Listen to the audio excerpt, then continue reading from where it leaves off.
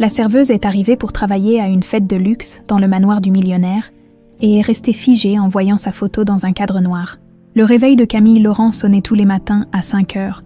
Sans exception, à 23 ans, elle avait développé cette routine implacable qui rythmait sa vie depuis 3 ans, levée à l'aube, café noir avalé debout dans la cuisine minuscule de leur appartement de la Castellane, vérification discrète de l'état de sa mère Madeleine qui dormait encore dans la chambre voisine, puis direction les transports en commun vers le centre de Marseille. Ce matin-là ne faisait pas exception, mais quelque chose dans l'air semblait différent. Peut-être était-ce cette brume matinale qui s'accrochait aux fenêtres de leur HLM du 13e arrondissement, ou cette sensation étrange que sa vie allait basculer. Camille chassa cette pensée d'un haussement d'épaule. Elle n'avait pas le temps pour les pressentiments. « Maman, tu as pris tes médicaments hier soir ?» murmura-t-elle en passant la tête par la porte entr'ouverte. Madeleine Laurent, 48 ans mais qui en paraissait 60, ouvrit péniblement les yeux. La maladie avait creusé son visage jadis si beau, laissant place à cette pâleur cireuse qui inquiétait tant Camille. « Oui, ma chérie, tu pars déjà. J'ai ce gros événement aujourd'hui. Tu te souviens, chez ce milliardaire dans les collines, l'agence compte sur moi. » Madeleine se redressa légèrement, une expression indéchiffrable traversant son regard fatigué. « Les collines, tu as dit chez qui exactement ?»« Victor Monclerc, je crois. Pourquoi, tu le connais ?» Camille attachait ses cheveux châtain clair en chignon serré, geste mécanique qu'elle répétait chaque matin. « Non, non, juste de non. Fais attention à toi là-haut, d'accord? Ces gens-là ne sont pas comme nous. » Cette remarque étonna Camille. Sa mère n'était pourtant pas du genre à critiquer les riches. Au contraire, elle répétait souvent qu'il fallait travailler dur pour s'élever socialement. Mais le temps pressait, et Camille n'avait pas les moyens de rater ce contrat.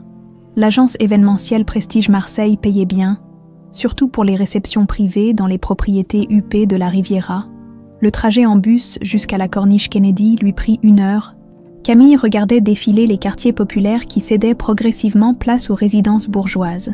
Puis, aux villas somptueuses perchées sur les hauteurs, à chaque arrêt, l'air semblait se parfumer davantage, les voitures devenir plus luxueuses, les passagers mieux vêtus, Villa Monclerc. Le nom était gravé sur une plaque de bronze patiné, discrètement fixée sur un mur de pierre ocre. Derrière le portail en fer forgé, s'étalait un domaine qui coupa le souffle à Camille. Les jardins à la française s'étendaient sur plusieurs hectares, ponctués de fontaines en marbre et de parterres de lavande qui embaumaient l'air matinal. Au centre trônait une bastide provençale qui ressemblait plutôt à un petit château, avec ses façades couleur miel et ses volets bleu lavande. « Merde alors !» souffla Camille. Oubliant momentanément ses bonnes manières, Marie-Claire Dubois, la responsable de l'agence, l'accueillit à l'entrée de service. C'était une femme de 50 ans, toujours impeccablement maquillée et coiffée, qui dirigeait son équipe d'une main de fer dans un gant de velours. « Camille, parfait. Tu arrives pile à l'heure. Alors, écoute-moi bien. Aujourd'hui, c'est l'anniversaire de Monsieur Monclerc, 65 ans, mais ne le dis jamais devant lui. Il déteste qu'on lui rappelle son âge. 150 invités, du gratin marseillais et parisien. Tu t'occupes du service champagne dans les salons principaux, tenue impeccable, sourire permanent, et surtout, on ne parle que si on nous adresse la parole. Ces gens-là aiment qu'on soit invisible. » Camille hocha la tête, habituée à ces consignes. Elle avait appris à naviguer dans ces univers où l'argent coulait à flot, où une seule bouteille de vin coûtait plus que son loyer mensuel. Cela ne l'impressionnait plus vraiment, ou du moins, elle s'efforçait de ne pas le montrer. L'intérieur de la villa la laissa néanmoins bouche bée. Le hall d'entrée, pavé de marbre italien, était dominé par un escalier à double révolution digne de Versailles. Des lustres en cristal de baccarat diffusaient une lumière dorée sur les murs ornés de tableaux de maîtres. Partout, le luxe s'affichait avec une ostentation assumée. Tapis persans, mobilier d'époque, vases de Chine valant probablement une fortune. Impressionnant, n'est-ce pas? Camille sursauta. Un homme d'une 50aine d'années se tenait près d'elle. Élégamment vêtu d'un costume sombre, ses cheveux grisonnants étaient parfaitement coiffés, mais c'était surtout son regard qui frappait. Des yeux d'un bleu acier, perçants, qui semblaient pouvoir lire dans les âmes. « Monsieur Monclerc » hasarda-t-elle. « En personne, et vous êtes Camille Laurent, de l'agence Prestige Marseille. Je m'occupe du service champagne aujourd'hui. » Victor Moncler la détailla de la tête aux pieds, mais pas de cette manière déplacée que Camille connaissait trop bien. Non, il l'observait comme s'il cherchait quelque chose de précis, comme s'il la reconnaissait. « Laurent », répéta-t-il lentement. « Joli nom. Vous venez d'où, Camille Laurent ?»« De Marseille. »« Monsieur, du 13e ?»« Ah, les quartiers nord et votre famille. » La question surprit Camille. Généralement, les clients ne s'intéressaient pas à la vie privée du personnel de service. « Ma mère et moi, c'est tout. Mon père et mon frère sont... Ils sont morts quand j'étais petite. » Quelque chose passa dans le regard de Victor Moncler. Une lueur étrange, presque satisfaite. « Comme c'est triste, et que fait votre mère ? Elle est malade actuellement. Je travaille pour payer ses soins et mes études d'infirmière. Admirable. L'abnégation filiale est une qualité rare de nos jours. » Marie-Claire apparut soudain, visiblement embarrassée de voir sa serveuse en grande conversation avec le client principal. « Monsieur Moncler, j'espère que tout va bien. Camille, les invités vont bientôt arriver. Il faut préparer les plateaux. » Bien sûr, allez-y Camille, nous aurons peut-être l'occasion de reparler plus tard. Le reste de la matinée passa dans un tourbillon de préparatifs. Camille dressa les tables, disposa les fleurs, vérifia que chaque détail était parfait. Les premiers invités arrivèrent vers midi. Des hommes en costume sur mesure, des femmes parées de bijoux étincelants, tous évoluant dans cette atmosphère feutrée du grand luxe avec une aisance naturelle. Camille circulait entre les groupes, plateau de champagne à la main, écoutant malgré elle des bribes de conversation sur les affaires, la politique, les ragots du tout Marseille. Ces gens vivaient dans un monde parallèle, où les sommes brassées se comptaient en millions, où les vacances se passaient sur des yachts privés aux Seychelles. Vers 14 heures, Marie-Claire lui demanda de porter des coupes de champagne dans le bureau de Monsieur Moncler, au premier étage. Il reçoit quelques invités importants là-haut. Tu frappes, tu entres, tu sers, tu sors, pas un mot. Camille gravit l'escalier de marbre. Ses pas étouffés par l'épais tapis rouge bordeaux, le couloir du premier étage était ponctué de tableaux anciens et de vitrines contenant des objets d'art. Elle trouva facilement le bureau, une double porte en acajou massif entr'ouverte. Elle frappa discrètement et entra. La pièce était immense, avec une vue imprenable sur la Méditerranée, derrière un bureau empire. Victor Moncler discutait avec 3 hommes en costume. Ils se turent à son entrée. « Ah, le champagne! Parfait timing, Camille !» Elle servit les 4 hommes en silence, comme on le lui avait appris, mais en se dirigeant vers la sortie, son regard fut attiré par quelque chose d'inhabituel. Dans un angle de la pièce, un mur entier était recouvert d'un tissu noir. Devant, sur une table basse, était disposé ce qui ressemblait à un autel. La curiosité l'emporta sur la prudence. D'ici, elle ne distinguait pas bien, mais on aurait dit des photographies encadrées, des bougies, des fleurs. « Camille !» La voix de Victor Moncler la fit sursauter. « Quelque chose vous intéresse ?»« Non. Non, monsieur. Excusez-moi, j'y vais. » Mais en sortant, elle ne put s'empêcher de jeter un dernier coup d'œil vers ce mystérieux hôtel. Et ce qu'elle entrevit la figea sur place. Parmi les photographies disposées là, elle aurait juré reconnaître. « Camille !» Marie-Claire l'appelait depuis le rez-de-chaussée. « On a besoin de toi en cuisine. » Le cœur battant, Camille referma la porte et dévala l'escalier. Mais cette image continuait de la hanter. Ces photos sur l'autel. Non, c'était impossible. Son imagination lui jouait des tours. Pourtant, en reprenant son service, elle ne pouvait s'empêcher de penser à ce regard étrange que Victor Moncler avait posé sur elle, à ses questions sur sa famille, à cet hôtel mystérieux dans son bureau. Quelque chose ne collait pas, et malgré tous ses efforts, Camille ne parvenait pas à chasser cette sensation grandissante qu'elle venait de pénétrer dans un monde bien plus dangereux qu'elle ne l'avait imaginé. L'après-midi s'étirait sous le soleil provençal, et les invités de Victor Moncler semblaient ne jamais se lasser des festivités. Camille multipliait les allers-retours entre la cuisine et les salons, mais son esprit restait obsédé par ce qu'elle avait entrevu dans le bureau, ses photographies sur l'autel. Elle devait en avoir le cœur net. Vers 17 heures, profitant d'un moment d'accalmie, elle remarqua que la plupart des invités s'étaient déplacés vers les jardins pour admirer le coucher de soleil sur la Méditerranée. C'était l'occasion ou jamais.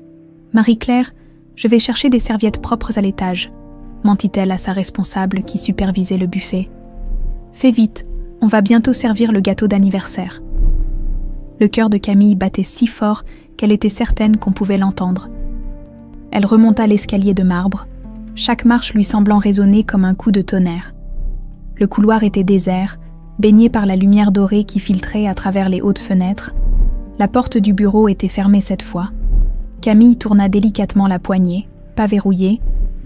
Elle se glissa à l'intérieur, refermant aussitôt derrière elle.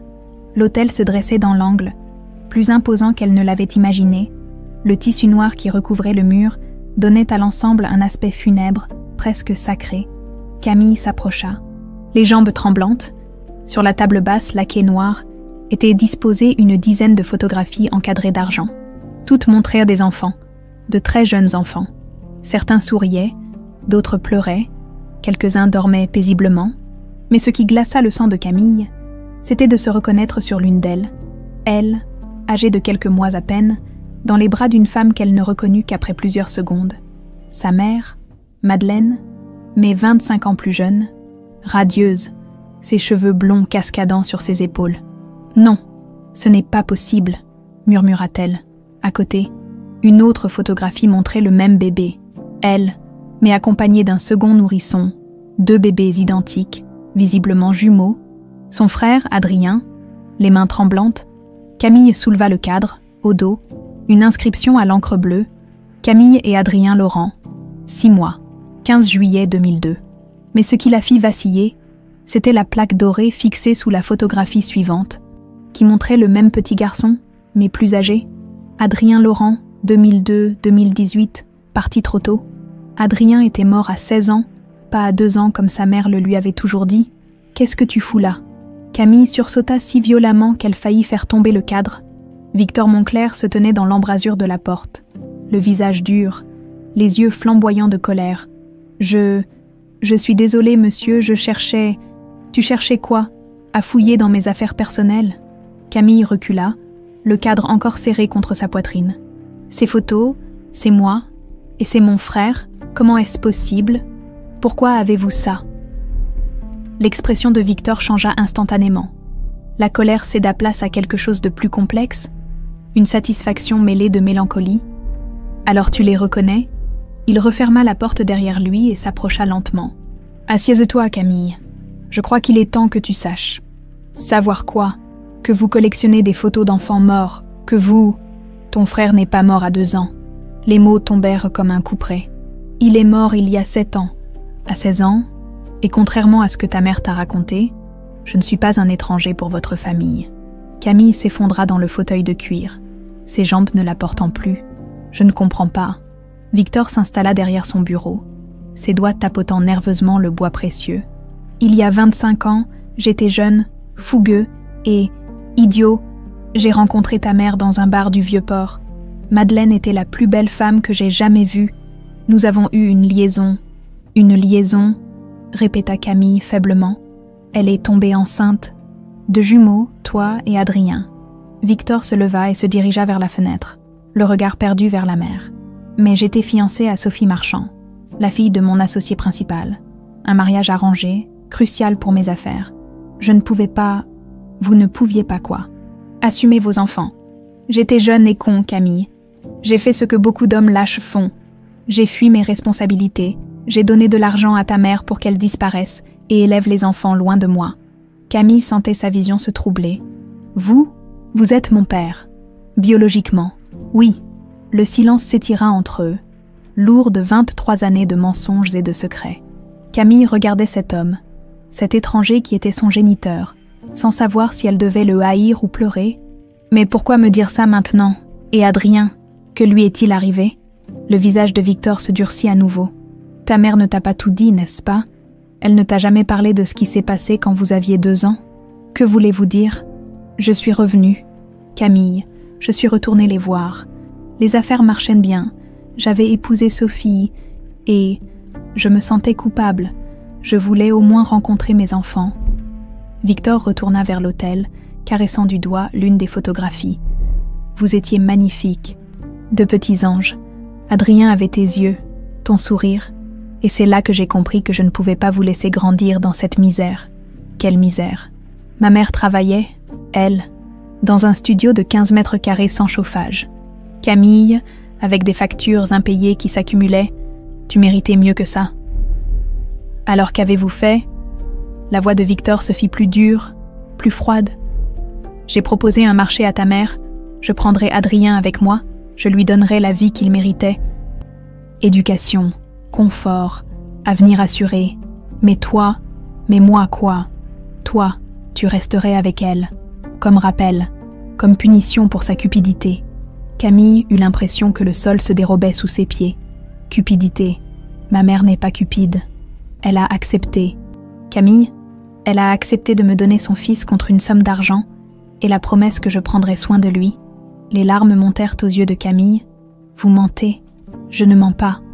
Et si elle tentait de me contacter ou de récupérer Adrien, elle ne le reverrait jamais. Et elle a accepté ça. Que pouvait-elle faire d'autre ? Elle était seule, sans ressources, avec 2 enfants à nourrir. J'ai emmené Adrien ce jour-là. Il avait 2 ans et demi. Camille se leva brusquement, la rage et la douleur se mêlant dans sa poitrine. Vous l'avez arraché à sa mère. Vous avez détruit ma famille. Je lui ai offert une vie meilleure. Adrien a grandi ici, dans le luxe, avec la meilleure éducation possible. Il était intelligent, brillant. Et maintenant il est mort, explosa Camille. À 16 ans, qu'est-ce qui lui est arrivé ? Un accident, une maladie. L'expression de Victor s'assombrit encore. Un accident de moto. Il rentrait d'une soirée avec des amis. Il avait bu. Il roulait trop vite. Il buvait à 16 ans. C'était un adolescent difficile, rebelle.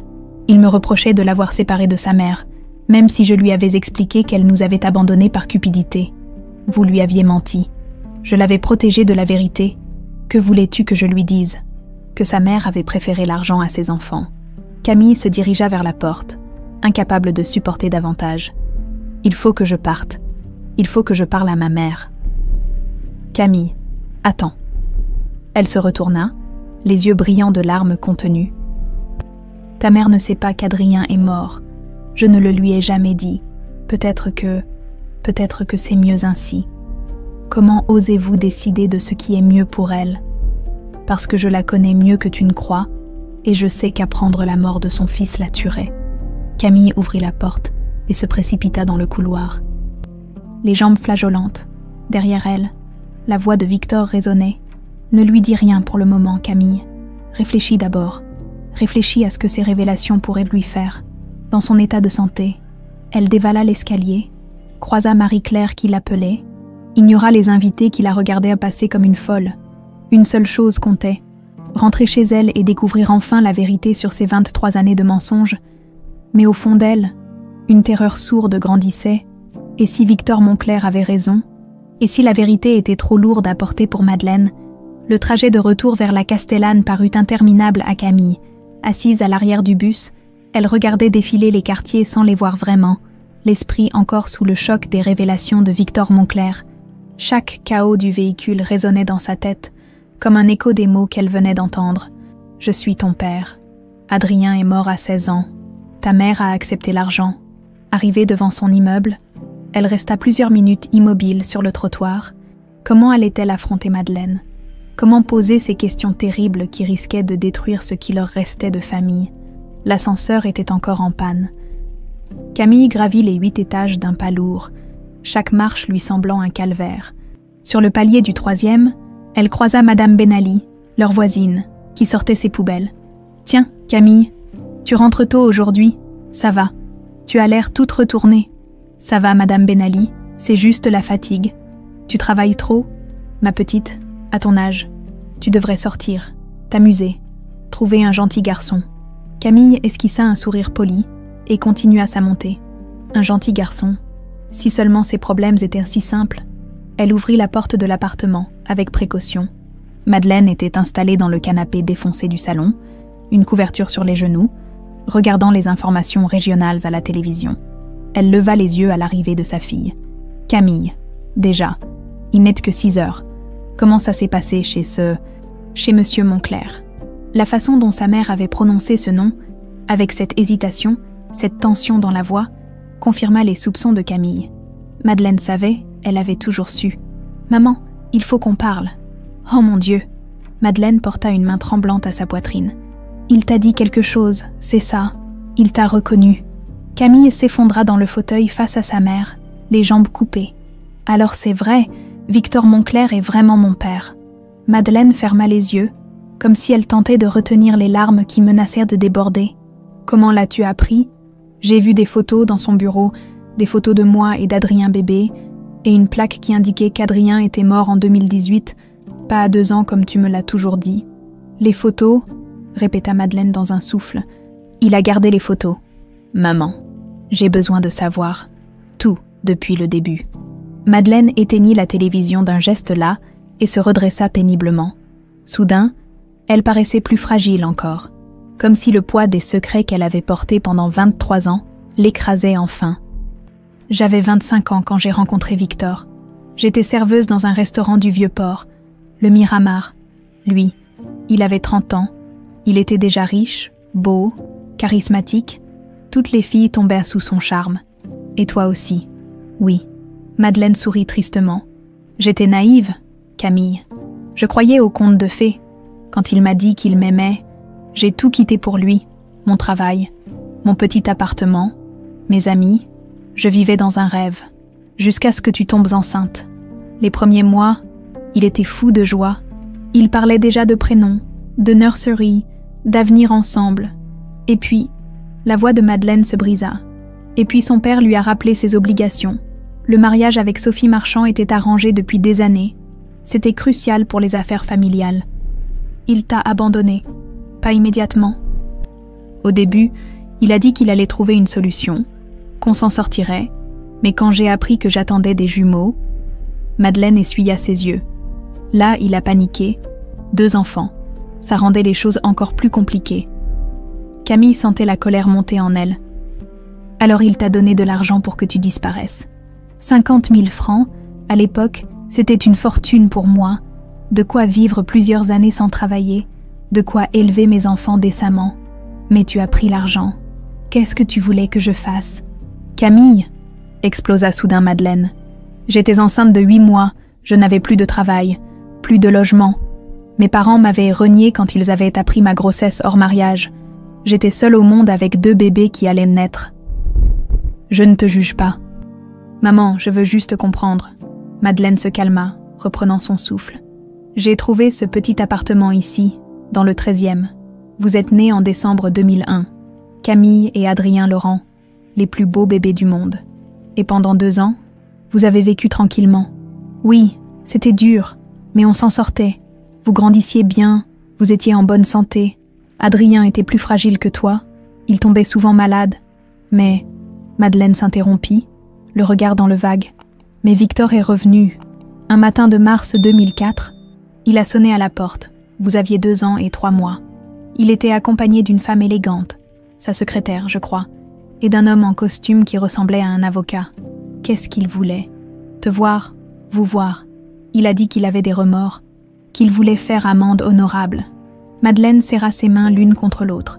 Au début, j'étais contente. Je me disais qu'enfin, il allait reconnaître ses enfants. Peut-être même qu'on pourrait former une vraie famille. Mais ce n'est pas ce qui s'est passé. Non. La voix de Madeleine n'était plus qu'un murmure. Il vous a regardé jouer dans le salon pendant 1 heure. Vous étiez adorables tous les deux, si complices, si joyeux. Et puis, il m'a demandé de vous emmener dans la chambre pour qu'on puisse discuter. Et c'est là qu'il t'a fait sa proposition. Il a dit que ce n'était pas une vie pour ses enfants. Cet appartement trop petit, ce quartier difficile, ces fins de mois compliquées. Il voulait vous offrir mieux. En nous séparant, Madeleine hocha la tête, les larmes coulant maintenant librement sur ses joues. Il a dit qu'il ne pouvait pas vous prendre tous les deux.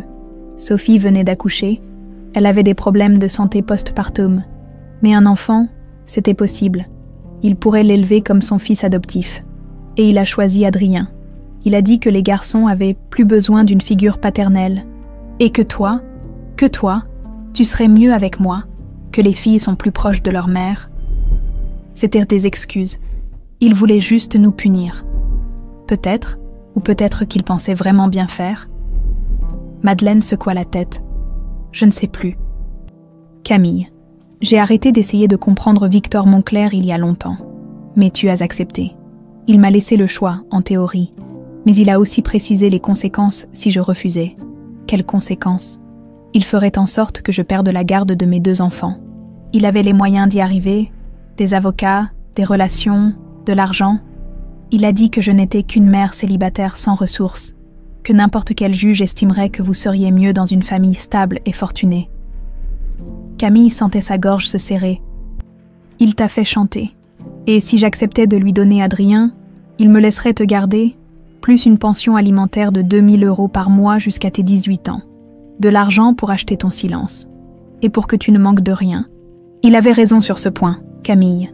Grâce à cette pension, tu as pu aller à l'école privée, avoir des vêtements corrects, des vacances parfois. Mais à quel prix? Camille se leva, arpentant le petit salon. Tu as perdu ton fils, j'ai perdu mon frère. Tu crois que je ne le sais pas? Cria Madeleine.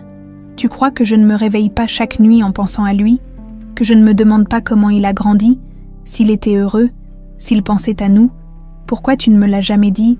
Pourquoi m'avoir fait croire qu'il était mort? Parce que c'était plus simple et moins douloureuse pour toi. Madeleine se redressa dans le canapé. Comment je pouvais t'expliquer que j'avais laissé partir ton frère jumeau, que j'avais choisi entre mes 2 enfants? Tu n'as pas choisi, on t'y a forcé. C'est pareil. Camille, au final, c'est pareil. Un silence pesant s'installa entre elles. Dehors, la nuit tombait sur Marseille. Les lumières des immeubles s'allumaient une à une. Dans quelques heures, Camille devrait reprendre ses cours à l'école d'infirmière, faire comme si rien n'avait changé. Mais tout avait changé. Maman, Adrien est mort. Madeleine se figea. Quoi? Victor me l'a dit. Un accident de moto. Il y a 7 ans. Il avait 16 ans. Le cri de douleur qui sortit de la gorge de Madeleine glaça le sang de Camille. Sa mère s'effondra littéralement, comme si toutes ses forces l'abandonnaient d'un coup. Mon bébé, mon petit garçon. Camille se précipita vers elle, la prenant dans ses bras, pour la première fois depuis des années. Les rôles s'inversaient. C'était elle qui consolait sa mère. Elle qui devait être forte. Pardonne-moi, Camille. Pardonne-moi de t'avoir menti. Pardonne-moi de ne pas avoir su vous protéger. Maman, ce n'est pas ta faute. Tu as fait ce que tu as pu. Mais dans le cœur de Camille, quelque chose venait de se briser définitivement. Et ce quelque chose, elle ne savait pas si elle pourrait jamais le réparer. 20 ans plus tôt, Villa Montclair. Le petit Adrien Laurent avait pleuré pendant des heures, le jour où Victor l'avait emmené loin de sa mère et de sa sœur. À 2 ans et demi, il ne comprenait pas pourquoi on l'arrachait au seul visage familier qu'il connaissait. Pourquoi cette grande maison dorée avait remplacé le petit appartement qui sentait la lavande et les biscuits de maman. Ne pleure plus.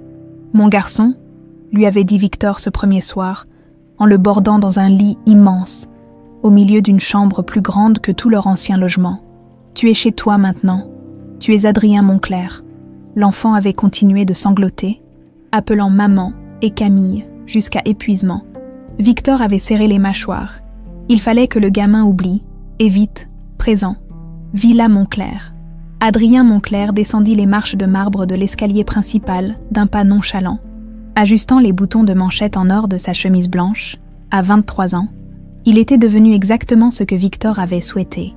Un héritier parfait en apparence, froid et calculateur en réalité, ses cheveux châtain clair, identiques à ceux de sa sœur jumelle qu'il ne savait pas être sa sœur, étaient impeccablement coiffés. Ses yeux verts, hérités de Madeleine, avaient perdu depuis longtemps cette innocence qu'on retrouve chez les enfants. À la place, brillait une dureté acquise au fil des années de manipulation psychologique orchestrée par Victor, père, appela-t-il, en entrant dans le bureau où Victor faisait les 100 pas. Visiblement agité. « Ah, Adrien, assieds-toi, nous devons parler. Encore des histoires, avec les actionnaires de Marchand Industrie. Je t'avais dit que racheter leur part maintenant était prématuré. » Victor observa son fils adoptif avec une fierté teintée de satisfaction malsaine. En 20 ans, il avait façonné ce petit garçon brisé en parfait instrument de vengeance. Adrien était devenu tout ce qu'il avait voulu, impitoyable en affaires, méprisant envers les faibles, et surtout, empli d'une haine viscérale envers la mère qui les avait abandonnés. Non, ce n'est pas les affaires cette fois, c'est personnel. Adrien haussa un sourcil, intrigué. Victor parlait rarement de sujets personnels. Leur relation était construite sur le business, le pouvoir, la stratégie. Les émotions étaient vite considérées comme des faiblesses. Tu te souviens de ce que je t'ai dit sur ta mère biologique ? Une ombre passa sur le visage d'Adrien. Cette femme cupide qui nous a abandonnés pour de l'argent, difficile d'oublier, et sur ta sœur jumelle, morte de malnutrition à cause de la négligence maternelle. Pourquoi me reparles-tu de ça? Victor se dirigea vers la fenêtre, contemplant les jardins méditerranéens. Parce qu'hier, lors de ma fête d'anniversaire, ta sœur était ici. Adrien se figea. Quoi? Mais tu m'as dit qu'elle était... J'ai menti. Les mots tombèrent comme un couperet dans le silence du bureau. Adrien se leva lentement, ses mains se crispant sur les accoudoirs du fauteuil. Tu as menti pendant 20 ans. Camille est vivante. Elle travaille comme serveuse pour survivre, exactement comme sa mère avant elle. Elle étudie l'infirmerie le jour et sert aux tables le soir. Une vie misérable, comme je l'avais prévu. Pourquoi me dire ça maintenant? Victor se retourna, un sourire glacial aux lèvres. Parce que ma vengeance arrive à son terme, mon fils. Toutes ces années, j'ai attendu le moment parfait. Madeleine Laurent m'a humiliée en préférant l'argent à l'amour. Elle mérite de souffrir. Et sa fille aussi. Adrien sentait un mélange de colère et de confusion l'envahir. Quelle vengeance! Tu vas rencontrer ta sœur, tu vas la séduire, et quand elle sera complètement sous ton charme, je révélerai la vérité sur vos liens familiaux. L'inceste, même involontaire, la détruira psychologiquement. Un silence de mort s'abattit sur la pièce. Adrien regardait l'homme qui l'avait élevé comme s'il le découvrait pour la première fois. Tu es malade. Je suis méthodique. Cette famille m'a fait du mal. Elle doit payer. Elle t'a fait du mal. Tu as abandonné une femme enceinte. Une femme qui a choisi l'argent plutôt que l'amour. Une femme qui a préféré me vendre son fils plutôt que de se battre pour garder ses enfants. Adrien fit quelques pas dans la pièce. Tentant de rassembler ses esprits, 20 ans de certitude s'effondraient d'un coup. Raconte-moi la vraie version, depuis le début. Victor soupira et s'installa dans son fauteuil de cuir. J'avais une liaison avec Madeleine Laurent. Elle est tombée enceinte. J'étais fiancée à Sophie Marchand pour des raisons d'affaires. Je ne pouvais pas assumer publiquement cette paternité. Alors tu as acheté son silence. Je lui ai donné de quoi élever décemment ses enfants, oui. Et ensuite, 2 ans plus tard, je suis revenue. Vous viviez dans un taudis du 13e arrondissement. J'ai proposé à votre mère de vous offrir une vie meilleure, en nous séparant. Je ne pouvais pas prendre les deux. Sophie était fragile après son accouchement. Elle n'aurait jamais accepté 2 enfants adoptés. Un seul, c'était déjà un miracle. Pourquoi moi et pas Camille? Victor hésita une seconde. Tu étais plus fragile. Tu tombais souvent malade. J'ai pensé que tu avais plus besoin de soins médicaux, d'un environnement stable. Adrien sentait que ce n'était pas toute la vérité. Mais il n'insista pas. Et maman, Madeleine, a accepté. Après réflexion, oui, elle a préféré te donner une chance d'avoir une vie meilleure plutôt que de vous maintenir tous les deux dans la pauvreté. C'était un sacrifice, pas de la cupidité. Appelle ça comme tu veux. Le résultat est le même. Adrien se dirigea vers l'autel commémoratif que Victor avait installé dans son bureau. Il découvrait enfin la vérité sur ces photographies qu'il avait toujours vues là, sans oser poser de questions. Tu as gardé nos photos de bébé pendant tout ce temps, pour ne jamais oublier d'où tu viens. Et pour préparer ma vengeance. Ta vengeance est pathologique, Victor. C'est la première fois que tu m'appelles par mon prénom plutôt que père. C'est la première fois que j'ai honte de porter ton nom. Victor se leva brusquement. Tu oublies tout ce que j'ai fait pour toi. L'éducation, les voyages, les écoles prestigieuses, cet empire que tu hériteras, tu serais resté un petit prolétaire du 13e arrondissement sans moi. Peut-être, mais j'aurais eu une famille qui m'aimait vraiment. L'amour ne fait pas bouillir la marmite. Adrien, l'argent si. Adrien contempla une photographie où il apparaissait enfant, dans les bras de Madeleine, pour la première fois depuis des années. Il tentait de se rappeler le visage de cette femme, sa voix, ses bras qui le serraient contre elle. J'ai des souvenirs flous, une femme qui me chantait des berceuses, une petite fille qui jouait toujours avec moi. Des chimères, tu idéalises un passé qui n'était que misère, ou peut-être que j'idéalise ce présent que tu m'as construit sur le mensonge. Victor contourna son bureau et vint se placer face à Adrien. Écoute-moi bien, mon garçon. Que cela te plaise ou non, tu es Adrien Monclerc maintenant. Tu es mon héritier, et tu vas m'aider à terminer ce que j'ai commencé. Je ne séduirai pas ma propre sœur. Elle ne sait pas que vous êtes frère et sœur, et quand elle l'apprendra, ce sera trop tard. Trop tard pourquoi? Pour éviter la destruction psychologique totale, pour éviter que sa mère ne sombre dans la culpabilité, pour éviter que leur petite vie pathétique ne s'effondre complètement. Adrien regardait Victor avec un mélange de dégoût et de pitié. « Tu es devenu fou, je suis devenu logique, œil pour œil, dent pour dent. Et si je refuse ?» Le sourire de Victor se fit carnassier. « Tu n'as pas le choix, Adrien. Tu es né Laurent, mais tu as grandi Montclair. Tu ne survivrais pas une semaine dans le monde réel sans mon argent. Mes relations, ma protection. Tu me fais chanter. Je te rappelle la réalité. Tu vas rencontrer ta sœur lors du gala de charité de samedi prochain. L'agence événementielle qui l'emploie s'occupe du service. Tout est déjà arrangé. » Adrien sentait le piège se refermer sur lui. 20 ans de manipulation avaient fait de lui un homme dépendant de l'approbation et des ressources de Victor. Sans le nom Montclair, sans la fortune familiale, il n'était personne. Et si je tombe vraiment amoureux d'elle, impossible. L'amour est un sentiment que j'ai éradiqué de ton éducation.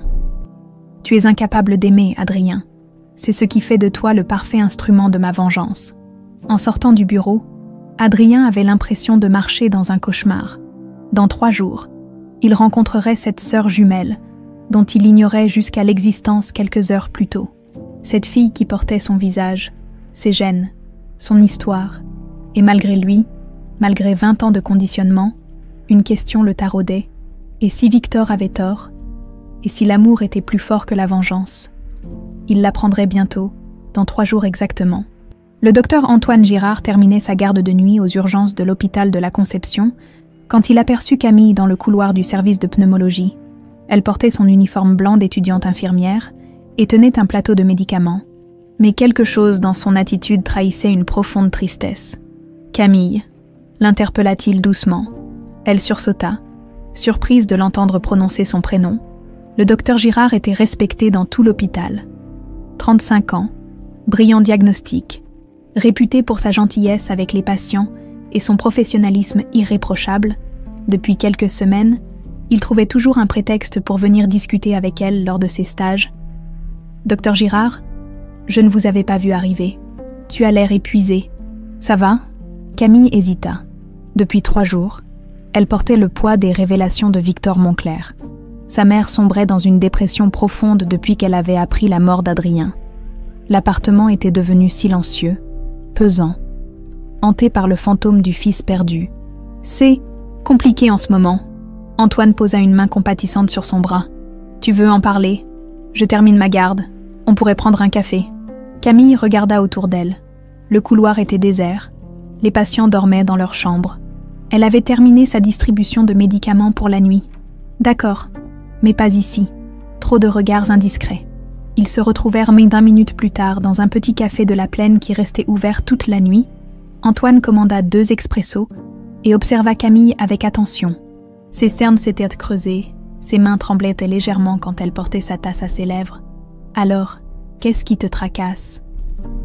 Vous allez penser que je suis folle. Essaie toujours. » Camille prit une inspiration profonde. J'ai découvert que tout ce que je croyais savoir sur ma famille était un mensonge. Mon père, que je pensais mort, est en réalité un milliardaire de Marseille. Mon frère jumeau, que je croyais mort aussi, a vécu jusqu'à 16 ans avant de mourir dans un accident. Antoine écarquilla les yeux. Ton frère jumeau, Adrien, nous avons été séparés à l'âge de 2 ans. Mon père biologique a emmené Adrien mais m'a laissé avec ma mère. Pourquoi? Pour se venger d'elle? Ma mère était sa maîtresse il y a 25 ans, quand elle est tombée enceinte. Il était déjà fiancé à une autre pour des raisons d'affaires. Il nous a abandonnés. Antoine sirotait son café, tentant de digérer ces informations stupéfiantes. Et tu as appris ça comment? Par hasard, je travaillais comme serveuse à sa fête d'anniversaire. J'ai vu des photos de nous dans son bureau. Victor Montclair. Ce n'était pas une question. Antoine avait reconnu le nom. Tout Marseille connaissait le magnate de l'immobilier et de la construction navale. Vous le connaissez, de réputation, un homme impitoyable en affaires. Sa femme Sophie est morte dans un accident tragique il y a quelques années. Il a un fils adoptif. Adrien Montclair, c'est mon frère jumeau. Antoine faillit s'étouffer avec son café. Adrien Montclair, le jeune héritier qu'on voit parfois dans la presse People. Oui, pourquoi? Vous le connaissez aussi? Pas personnellement, mais sa réputation le précède. Il est réputé sans scrupules, arrogant, impitoyable, l'opposé total de toi, en fait. Camille sentit son cœur se serrer. Vous pensez que l'environnement peut changer à ce point quelqu'un? L'éducation forge le caractère, Camille. Si ton frère a grandi dans un milieu où seul compte l'argent et le pouvoir, il est logique qu'il ait développé ces traits. Un silence s'installa entre eux. Antoine observait Camille avec une inquiétude grandissante. Cette histoire était bien plus complexe et dangereuse qu'elle ne semblait le réaliser. Et maintenant, qu'est-ce que tu comptes faire? Je ne sais pas. Ma mère est effondrée. Moi, je suis perdue. Comment on fait pour reconstruire sa vie quand tout ce qu'on croyait vrai s'effondre? Tu pourrais essayer de reprendre contact avec ton frère. Victor Moncler me l'interdit formellement. Il a dit que ça détruirait sa famille. Sa famille, et la tienne alors. Antoine sentait la colère monter en lui. Comment un homme pouvait-il être aussi cruel avec ses propres enfants? Camille, je vais te dire quelque chose d'important. Tu n'as pas à porter le poids des erreurs de tes parents. Ni de Victor Moncler, ni même de ta mère. Tu as le droit de connaître ton frère. Tu as le droit à la vérité. Et si la vérité fait plus de mal que de bien, alors on l'affronte ensemble. Le regard de Camille se posa sur Antoine avec surprise. Ensemble. Je ne devrais peut-être pas te dire ça maintenant. Mais tu me plais beaucoup, Camille, depuis des semaines.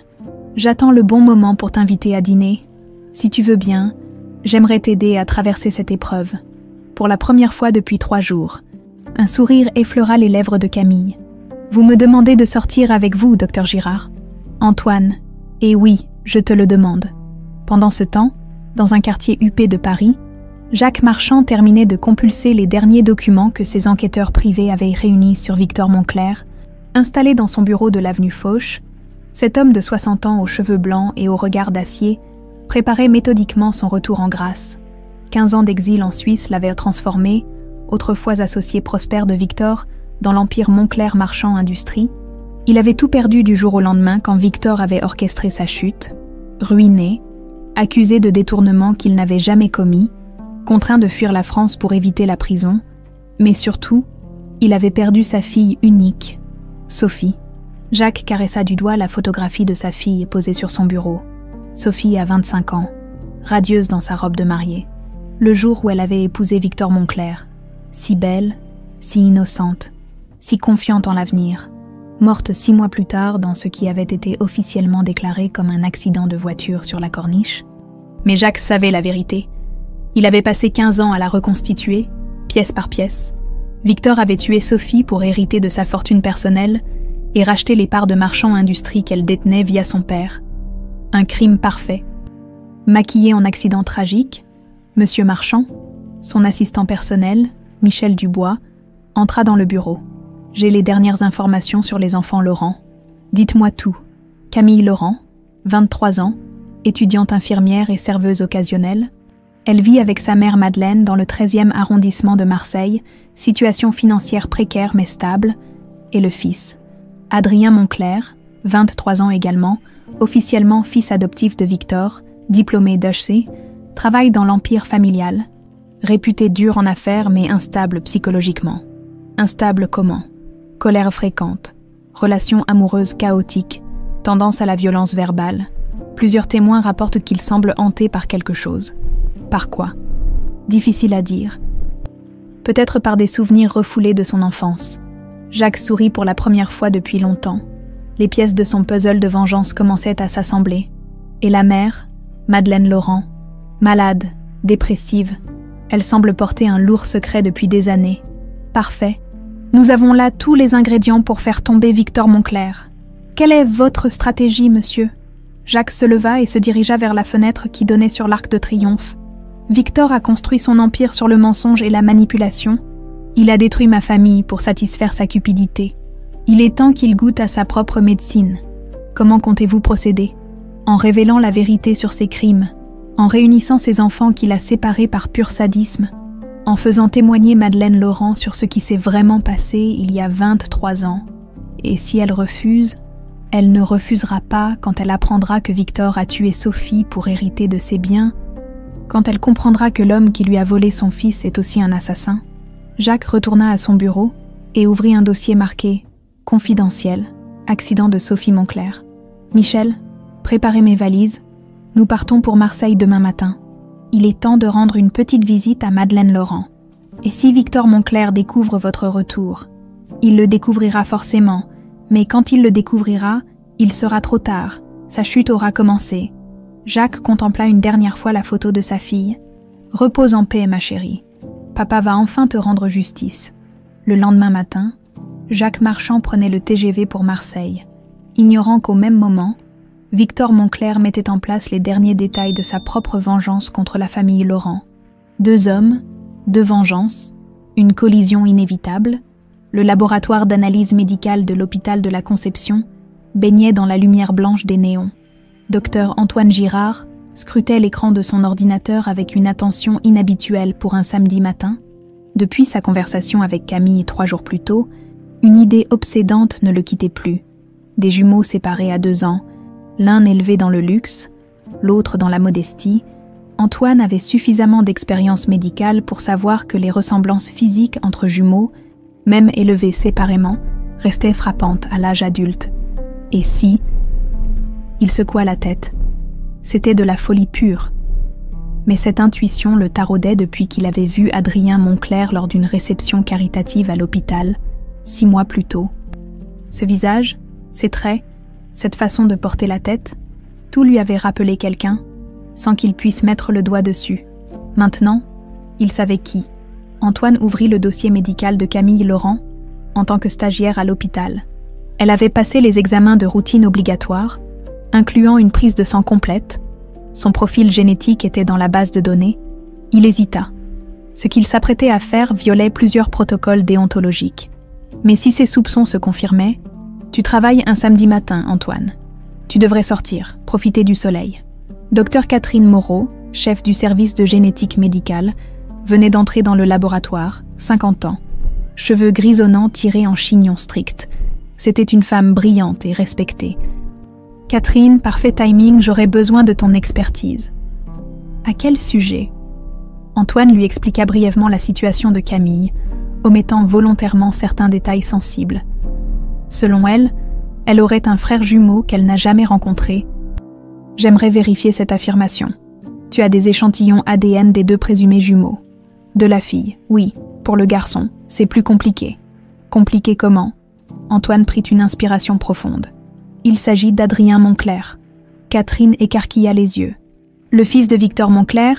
Antoine, tu sais dans quoi tu mets les pieds ? Probablement pas. Non, mais cette fille a besoin de savoir la vérité sur sa famille. Et comment comptes-tu obtenir l'ADN d'Adrien Moncler sans son consentement ?» Antoine sortit de sa poche une petite enveloppe. Il était à l'hôpital il y a 6 mois pour le gala de charité. Il a bu du champagne. J'ai récupéré son verre. Catherine le regarda avec un mélange d'admiration et d'inquiétude. « Tu gardes les verres sales des invités depuis 6 mois. » « Non, mais depuis que Camille m'a parlé de son histoire, j'ai eu cette intuition. J'ai demandé au service de sécurité s'ils avaient regardé les enregistrements vidéo du gala, j'ai revu les images, j'ai identifié le verre qu'Adrien Moncler avait utilisé, et j'ai vérifié s'il restait des traces exploitables dans les affaires stockées au sous-sol. Et les techniciens de nettoyage avaient mis de côté quelques verres cassés de cette soirée. J'ai retrouvé celui d'Adrien avec suffisamment de résidus de salive séchée sur le rebord. Catherine secoua la tête. Antoine, c'est complètement dingue et probablement illégal, mais scientifiquement faisable. Évidemment, mais les conséquences... Quelles conséquences? Si c'est son frère jumeau, elle a le droit de le savoir. Si ce n'est pas le cas, on oublie tout. Catherine réfléchit quelques instants. Elle connaissait Antoine depuis 10 ans. C'était un homme intègre. Jamais elle ne l'avait vu agir de manière inconsidérée. D'accord, mais à une condition, si les résultats confirment tes soupçons, tu me promets d'être extrêmement prudent dans la façon dont tu révéleras cette information. Promis. Ils passèrent les 3 heures suivantes à extraire et analyser les échantillons ADN. Catherine manipulait les instruments avec la précision d'une virtuose, tandis qu'Antoine surveillait les écrans d'analyse. « Alors ?» demanda-t-il quand les premiers résultats apparurent. « Attends, laisse-moi vérifier plusieurs marqueurs génétiques. » Catherine fronçait les sourcils en comparant les données. Elle relança l'analyse sur d'autres chromosomes, vérifia les profils mitochondriaux, croisa les références. Catherine. Mon Dieu, Antoine, tes soupçons étaient justifiés. C'est-à-dire, ces deux échantillons proviennent indiscutablement de jumeaux monozygotes, même ADN, même profil génétique complet. Camille Laurent et Adrien Moncler sont frères et sœurs jumeaux. Antoine sentit ses jambes se dérober sous lui. Une partie de lui espérait s'être trompée, que cette histoire rocambolesque de Camille ne soit qu'un malentendu. Tu es sûre? Certaine, la probabilité d'erreur est inférieure à 1 sur plusieurs milliards. Ces deux personnes ont les mêmes parents biologiques et ont été conçues lors de la même grossesse gémellaire. Antoine s'effondra sur une chaise. Qu'est-ce que je vais lui dire? La vérité, j'imagine. Catherine, tu ne comprends pas. Camille ignore totalement qu'Adrien Moncler est son frère. Elle m'a dit qu'elle pensait que son frère jumeau était mort dans l'enfance. Alors cette révélation va changer sa vie. En bien ou en mal, Catherine rangea méthodiquement ses instruments. Antoine, je ne suis qu'une scientifique. Je peux te dire avec certitude que ces deux personnes sont génétiquement identiques. Pour le reste, c'est de la psychologie humaine, pas de la biologie moléculaire. Antoine resta seul dans le laboratoire après le départ de Catherine. Les résultats de l'analyse ADN étaient formels, irréfutables. Camille Laurent et Adrien Moncler étaient jumeaux monozygotes. Mais comment annoncer cette nouvelle à Camille? Et surtout, fallait-il la lui annoncer? Il repensa à leur conversation de mercredi soir, à la détresse de Camille, à sa quête de vérité sur ses origines. Elle avait le droit de savoir, mais elle avait aussi le droit d'être protégée des conséquences potentiellement dramatiques de cette révélation. Son téléphone vibra, un message de Camille. « Antoine, merci pour mercredi soir. Ça m'a fait du bien de parler. Tu es libre ce soir pour dîner. » Antoine fixa l'écran de son téléphone. Tiraillé entre son désir de protéger Camille et son devoir de lui dire la vérité, ce dîner serait peut-être l'occasion de lui révéler ce qu'il avait découvert, ou peut-être qu'il devait garder ce secret pour lui, au moins temporairement. Il tapa sa réponse. Bien sûr, 20h, restaurant Le Miramar au Vieux-Port. Parfait, j'ai hâte de te voir. Antoine éteignit les écrans du laboratoire et rangea soigneusement les résultats de l'analyse dans son coffre personnel. Pour l'instant, il était le seul à connaître la vérité sur l'identité d'Adrien Moncler. Pendant ce temps, dans le 13e arrondissement de Marseille, Madeleine Laurent ouvrait sa porte à un visiteur inattendu. « Madame Laurent, je suis Jacques Marchand. J'étais l'associé de Victor Moncler il y a quelques années. » Madeleine pâlit en entendant ce nom. « Qu'est-ce que vous voulez? Vous parlez de Victor, de vos enfants et de ma fille Sophie. Sophie Marchand, devenue Sophie Moncler en épousant Victor, morte 6 mois après leur mariage dans un soi-disant accident. » Madeleine ouvrit plus largement sa porte. Entrée. Jacques pénétra dans le petit appartement, notant la modestie du lieu, les médicaments sur la table basse, l'air de tristesse qui imprégnait l'atmosphère. « Madame Laurent, je sais ce que Victor vous a fait. Je sais qu'il vous a volé votre fils. Et je sais pourquoi. Pourquoi êtes-vous venu me voir? Parce que Victor Moncler a détruit nos 2 familles. Et parce qu'ensemble, nous pouvons le faire tomber. » Madeleine s'assit lourdement dans son fauteuil. « Je ne veux plus entendre parler de cet homme. Il m'a pris mon fils. Il a détruit ma vie. Maintenant, Adrien est mort et... Madame Laurent, Adrien n'est pas mort. » Le silence qui suivit fut assourdissant. Madeleine regardait Jacques comme si elle avait mal entendu. « Quoi? Adrien Moncler est vivant. Il a 23 ans. Il travaille dans l'empire de Victor. Mais Victor a dit à Camille qu'il était mort dans un accident de moto. Victor ment, Madame Laurent, comme il a toujours menti. » Madeleine porta ses mains à sa bouche, les larmes ruisselant sur ses joues. « Mon fils, mon petit garçon est vivant. Oui, et il est temps qu'il connaisse la vérité sur sa mère. » Jacques sortit de sa mallette une série de photographies récentes d'Adrien, prises lors d'événements publics. Madeleine les saisit avec des mains tremblantes. « C'est lui, c'est vraiment lui. Votre fils, Madame Laurent, vivant, mais empoisonné par les mensonges de Victor. Qu'est-ce que vous attendez de moi? Que vous m'aidiez à révéler la vérité, sur la séparation des jumeaux, sur la mort de ma fille, sur tous les crimes de Victor Moncler. » Madeleine serra les photographies contre sa poitrine. « Qu'est-ce qu'il faut faire? D'abord, nous devons réunir vos 2 enfants. Camille et Adrien ont le droit de se connaître. Et Victor. Victor paiera pour tout ce qu'il a fait. Je vous le promets. Ce soir-là, 3 révélations allaient changer le cours de l'histoire. Antoine découvrait la vérité génétique, Jacques révélait la vérité sur Adrien à Madeleine. Et quelque part dans Marseille, Victor Moncler finalisait les derniers détails de sa vengeance contre la famille Laurent. La tempête approchait, le restaurant Le Miramar du Vieux-Port grouillait de vie en cette soirée de samedi. Camille n'était arrivée avec quelques minutes de retard. Essoufflée d'avoir couru depuis l'arrêt de bus, elle portait sa plus belle robe, une simple robe bleu marine qu'elle gardait pour les grandes occasions, et avait pris soin de se maquiller légèrement. Antoine l'attendait à une table près de la fenêtre, contemplant le port où les bateaux de plaisance se balançaient doucement sous les lumières dorées du coucher de soleil. En la voyant arriver, il se leva pour l'accueillir, mais Camille remarqua immédiatement quelque chose d'inhabituel dans son expression. « Bonsoir Antoine, tout va bien, tu as l'air préoccupé. Bonsoir Camille, assieds-toi s'il te plaît. » Le ton grave d'Antoine inquiéta immédiatement Camille. « Il s'est passé quelque chose ? » ?»« En quelque sorte, oui, j'ai fait des recherches sur ton histoire familiale. » Camille sentit son estomac se nouer. « Quel genre de recherche ?» Antoine prit une inspiration profonde. Toute la journée, il avait répété ce moment dans sa tête, cherchant les mots justes pour révéler l'impossible vérité. « Camille, tu m'as dit que tu avais un frère jumeau qui était mort dans l'enfance. » « C'est bien ça. » « Oui, enfin, non. J'ai appris cette semaine qu'il était en fait mort à 16 ans, pas à 2 ans comme ma mère me l'avait fait croire. Et si je te disais qu'il n'est pas mort du tout ?» Le visage de Camille se vida de ses couleurs. « Qu'est-ce que tu veux dire ? J'ai eu des soupçons, alors j'ai fait faire des analyses, Camille. Adrien Moncler est vivant et c'est ton frère jumeau. » Le silence qui suivit sembla durer une éternité. Camille regardait Antoine comme s'il venait de lui annoncer que la terre était plate. « C'est impossible, tu te trompes. J'ai comparé vos ADN, Camille. Vous êtes jumeaux monozygotes. Il n'y a aucun doute possible. Comment tu as eu l'ADN d'Adrien Moncler ?»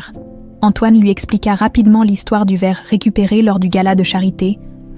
Camille l'écoutait, incrédule, ses mains tremblant légèrement sur la nappe blanche. « Tu es en train de me dire que l'héritier Moncler, ce type arrogant qu'on voit dans la presse, c'est mon frère jumeau. Oui, et que Victor Moncler nous a séparés en nous faisant croire mutuellement que l'autre était mort. C'est ce que tout indique. » Camille porta ses mains à sa tête, tentant de traiter cette information qui bouleversait tout ce qu'elle croyait savoir. « Mon Dieu, Adrien, mon petit frère, Camille, il y a autre chose que tu dois savoir. » « Quoi encore ? Adrien ne sait pas qui tu es. Pour lui, sa sœur jumelle est morte dans l'enfance par négligence maternelle. Victor lui a menti aussi, apparemment.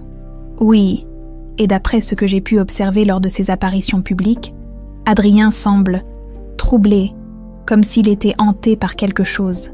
Camille se leva brusquement, faisant grincer sa chaise sur le sol. « Il faut que je lui parle. Il faut qu'il sache la vérité. Camille, attends, réfléchis à la situation. Réfléchir à quoi ? Mon frère jumeau est vivant. Il a passé 20 ans à croire que j'étais morte. Et toi, tu as passé 20 ans à croire qu'il était mort. Vous avez vécu des vies complètement différentes. Tu ne peux pas débarquer dans sa vie comme ça. » Camille se rassit. Mais son agitation était palpable. « Alors qu'est-ce que tu proposes ? Qu'on réfléchisse à la meilleure façon de procéder ? Cette révélation va choquer Adrien autant que toi. Il faut trouver le bon moment, le bon endroit, la bonne approche. » Pendant ce temps, dans la villa Moncler, Victor finalisait les détails de son plan diabolique. Il avait convoqué Marie-Claire Dubois, la responsable de l'agence événementielle, pour organiser ce qu'il appelait un petit événement privé. « Monsieur Moncler, vous êtes sûr de vos instructions ?» demandait Marie-Claire. Quelque peu perplexe, absolument certain. Je veux que Camille Laurent soit affectée spécifiquement au service champagne lors de la réception de demain soir. Elle s'occupera personnellement de l'accueil de mon fils Adrien et de ses invités. Bien. Monsieur, et le thème de la soirée, une soirée de retrouvailles familiales, très intime, juste une vingtaine d'invités. Marie-Claire prit des notes rapidement. Autre chose. Oui, je veux que vous placiez Camille et Adrien à la même table pour le dîner. Trouvez un prétexte. Un invité qui s'est désisté au dernier moment, peu importe.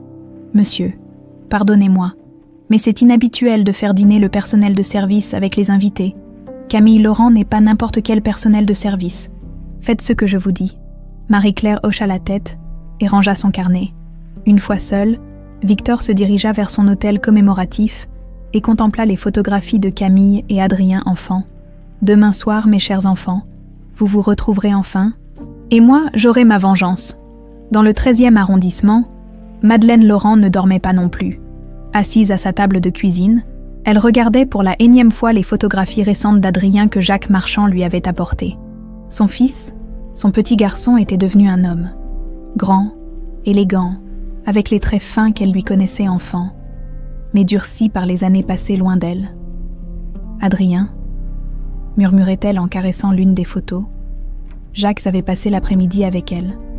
Lui expliquant son plan pour faire tomber Victor Moncler, il avait aussi révélé des détails sordides sur la mort de sa fille Sophie. Pas un accident, mais un meurtre déguisé orchestré par Victor pour hériter de sa fortune. « Nous devons agir vite », lui avait-il dit. « Victor prépare quelque chose contre vos enfants. Mes informateurs m'ont confirmé qu'il organisait une réception privée demain soir. Qu'est-ce qu'on peut faire? Révéler la vérité, publiquement, devant témoins. » Madeleine avait accepté, après 23 ans de silence et de souffrance. Elle était prête à affronter Victor Moncler et ses mensonges. De son côté, Adrien Moncler ne trouvait pas le sommeil non plus. Depuis la conversation avec Victor 3 jours plus tôt, il était plongé dans un trouble profond. Des souvenirs flous de son enfance remontaient à la surface. Des images d'une femme blonde qui lui chantait des berceuses. D'une petite fille qui lui ressemblait et avec qui il jouait constamment. Il s'était rendu discrètement dans la banlieue nord de Marseille, tentant de retrouver l'immeuble où il avait vécu ses 2 premières années. L'adresse existait toujours. Un HLM défraîchi du 13e arrondissement. En regardant les fenêtres du 3e étage, Adrien avait eu la certitude étrange d'avoir vécu là autrefois. Mais ses souvenirs contredisaient tout ce que Victor lui avait raconté sur son enfance misérable et sa mère indigne. Le lendemain matin, Victor l'avait convoqué pour lui donner ses instructions finales. « Ce soir, tu rencontreras Camille lors de ma réception. Elle ne saura pas qui tu es au début. Je lui ai dit que tu t'appelais Adrian Moncler et que tu étais un ami de la famille. Et ensuite, tu l'as séduit. Tu utilises ton charme, ton intelligence, tout ce que je t'ai appris. Quand elle sera sous ton emprise, quand elle sera tombée amoureuse de toi, je révèle que nous sommes frères et sœurs. Exactement. Sa destruction psychologique sera totale. » Adrien regardait Victor avec un dégoût grandissant. « Et si je refuse ? Tu ne refuseras pas, parce que tu veux savoir la vérité sur ta mère et ta sœur, autant que moi je veux ma vengeance. Quelle vérité ? Celle que tu découvriras en passant du temps avec Camille. Tu verras par toi-même si elle ressemble vraiment à cette mère cupide qui vous a abandonné, ce dimanche soir-là. » Tous les protagonistes de ce drame familial convergeaient vers la villa Moncler sans le savoir. Camille, ignorant qu'elle allait rencontrer son frère jumeau, Adrien, tiraillé entre curiosité et répulsion. Antoine, inquiet pour Camille, Jacques et Madeleine, prêts à révéler enfin la vérité, et Victor, orchestrant sa symphonie de vengeance depuis son bureau, persuadé que sa victoire était à portée de main. Mais les vengeurs ne savent jamais vraiment contrôler les conséquences de leurs actes, et parfois, la vérité surgit de là où on ne l'attend pas, balayant tous les plans les mieux établis. La soirée qui s'annonçait allait changer le destin de tous, d'une manière que personne n'avait prévue.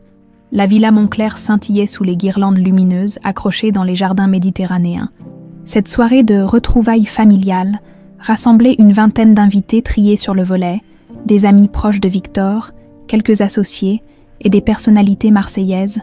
L'atmosphère se voulait intime et chaleureuse, mais Victor savourait secrètement l'ironie de la situation. Camille était arrivée 1 heure plus tôt pour préparer le service. Marie-Claire lui avait expliqué qu'exceptionnellement, elle devrait dîner avec les invités. Un changement de dernière minute à cause d'un désistement, Camille avait trouvé cela étrange. Mais l'agence payait double tarif pour cette soirée.